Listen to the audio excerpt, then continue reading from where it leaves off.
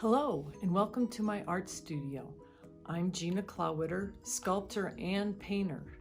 I like making art. It's fun to do, but the main reason I make art is to tell stories about people. Why? Because I care very deeply about people, all people. People of different sizes, shapes, colors, looks, behavior, ways of speaking and dressing. I like people. Also, I was born with a strong desire and ability to make art. I studied, practiced, and experimented a whole lot my whole life to get really good at it. I'm very grateful for having this wonderful artistic ability. In turn, I want to make beautiful, meaningful art for people to think about and enjoy. My goal is to help everyone see that we are all have the same human needs, feelings, and expressions, that deep down inside we are alike, even if we don't look or act the same on the outside. Knowing that, I think people will lead happier lives and be more kind to each other. So how do I make my art? And how do I tell a person's story through my art? I'd like to show you how by sharing with you a painted sculpture that I made with Jennifer Keelan-Chaffins, the girl who climbed the steps to the U.S. Capitol building all the way to the top. Today, Jennifer is an adult, and even though the passage of the ADA has made great progress, people with disabilities like Jennifer are still struggling to change negative attitudes and to make places accessible.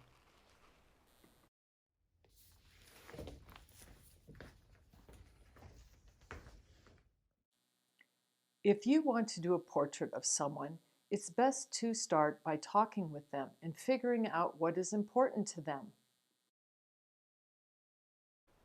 Jennifer and I decided to make a sculpture that celebrates the 30th anniversary of the passage of the Americans with Disabilities Act. This landmark law, passed in 1990, is about securing for people with disabilities the most fundamental of rights, the right to live and participate in the world. It ensures that they can go places and do things that other Americans take for granted. But our sculpture also shows the work that we still have to do. This is the story that Jennifer and I wanted to show and tell through my art about herself and people like her. The sculpture we made is titled All the Way to Freedom. It shows Jennifer, beautiful in her own way, strong and determined to overcome obstacles and reach her dream of living her life much like you and I do, such as playing on playground equipment, or as you saw in her video, going to the stable to groom her horse, and being accepted into a job that she would like and do well at. We started our sculpture by designing it. I had several assistants helping me, including Maya, Jennifer's service dog, who watched over her and sniffed to make sure Jennifer was okay. The hardest part was for Jennifer to climb out of her chair and for us to get her into a cool-looking action position.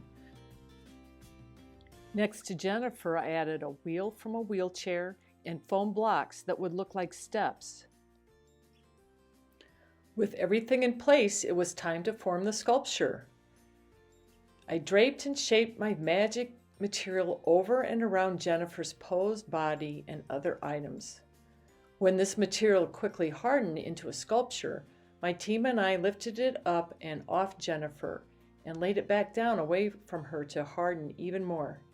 Using other sculpting techniques, I added what looks like her hair and headband. Now our sculpture was complete. As you know, sculpting and painting is fun for me. The way I make my sculptures lets me do both. I paint my sculptures to add the feel of energy, motion, and emotion to how they look. I wanted Jennifer's sculpture to show her power and determination, but also to look hopeful and uplifting. I wanted it to look like a bronze monument-type statue to honor her and all people with disabilities, like monuments you see in parks and museums. But I also wanted it to look modern and spirited. So I painted our sculptures with a bronze-looking paint, brushed more colors of paint around that, then added touches of sparkling and brightly colored paints that seem to flash on and off as you walk around, gazing at the sculpture from different sides. So what do people see in this sculpture? Jennifer is happy to see her body shown separately from her wheelchair. She likes the action of her reaching and striving for a better life. In All the Way to Freedom, Jennifer sees her body trying to free herself of emotional barriers on one side, shown by the wheelchair wheel and the material holding onto her leg, and physical barriers on the other side, shown with steps and a chain. The steps and chains also remind Jennifer of her childhood protest at the Capitol building, where after climbing its steps, she and others chained their wheelchairs together inside. Jennifer also remarked that children who use wheelchairs and those who wear ankle-foot orthotics that helps them stand on their feet will be happy to see that Jennifer uses them too. In that way, kids can see themselves expressed in Jennifer's sculpture.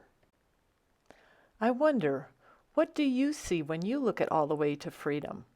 What thoughts and feelings do you have? Would you paint it the same color as I did? How would you feel different if it was painted bright red or deep blue?